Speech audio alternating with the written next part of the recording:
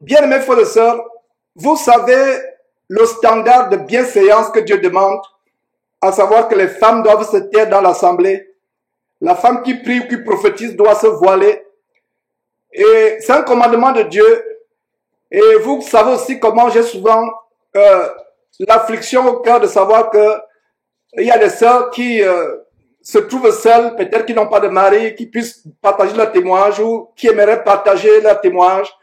C'est pour cela que je vous encourage à nous écrire, soit par WhatsApp, soit, je préfère que vous écrivez même directement par mon numéro de téléphone afin que votre message ne soit pas égaré sur WhatsApp.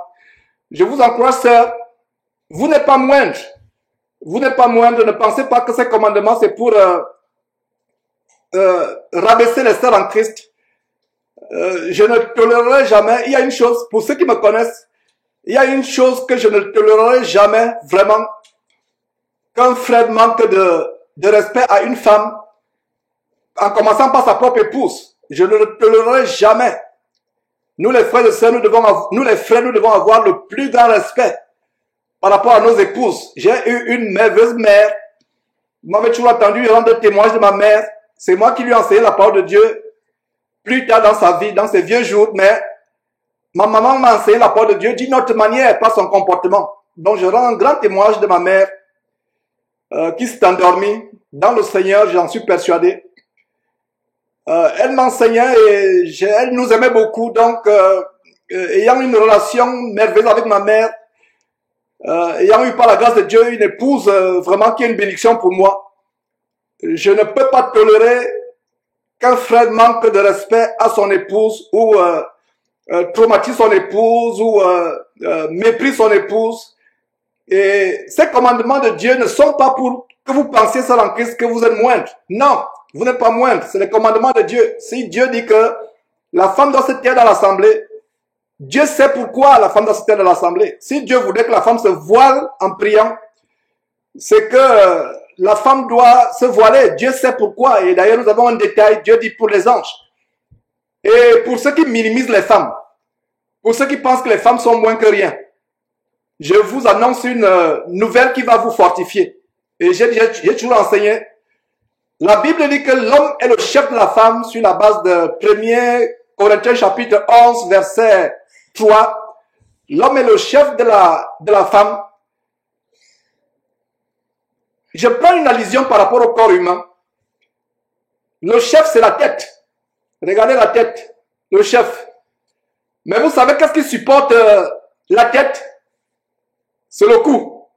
Voilà. La femme est tellement importante. Et regardez par exemple, je vais tourner ma tête à gauche. Je la tourne à droite. Le cou détermine là où la tête va se tourner. Vous voyez, je tourne, avant même que ma tête se tourne à droite, ce sont les muscles du cou. C'est le cou qui supporte la tête. Coupez le cou. La tête n'existe plus. La tête, il n'y a plus de tête, n'est-ce pas? Donc, c'est là que soyez fortifiés par ces quelques paroles de sagesse. Vous n'êtes pas moindre. Si Dieu demande à ce que vous vous taisez dans les assemblées, c'est un commandement de Dieu et ça va nous amener en droite ligne dans la parabole des 5 vierges sages et les 5 vierges folles. Et pourquoi je vous amène à cette parenthèse que j'ouvre sur la femme? C'est parce que j'ai reçu le témoignage d'une sœur, la sœur Lydie Mendemo, que je vais lire. Les sœurs en Christ ne peuvent pas prendre la parole en assemblée, mais elles peuvent m'écrire. Et c'est un témoignage qui m'a échappé. Elle a écrit le 23 septembre. Donc, Lydie, si tu es là, toutes mes excuses. Ça m'a échappé. Je voulais partager cela dimanche passé, mais ton témoignage m'a échappé. Donc, toutes mes excuses, bien-aimée Lydie. Je vais partager ton témoignage dans quelques instants. Donc, celle en Christ, vous n'êtes pas les moindres. Vous êtes importantes. Ne vous minimisez pas, ne pensez pas que vous êtes moindre, ne pensez pas qu'on vous rabaisse. Ne laissez pas les hommes penser que non, on est macho, parce qu'il y a des gens qui enseignent que non, ces hommes qui vous appellent, qui vous amènent à vous taire à l'assemblée, ils vous minimisent, ils veulent marcher sur vous. Et beaucoup de prédicateurs n'aiment pas l'apôtre Paul. On n'aime pas l'apôtre Paul. On dit, il y a des femmes rebelles qui me disent, Georges, C'est pas l'apôtre Paul qui est mort pour moi. C'est Jésus-Christ qui est mort pour moi. Donc laisse-moi suivre Jésus-Christ.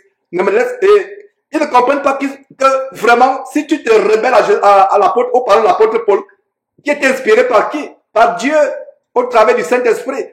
Donc soyez encouragés. Donc voilà comment, Lydie, nous commençons la réunion par ton témoignage.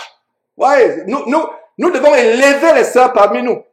Sœurs, vous êtes importantes. Peut-être qu'une sœur avait besoin d'entendre cette parole de consolation, d'exhortation. Vous êtes tellement importantes.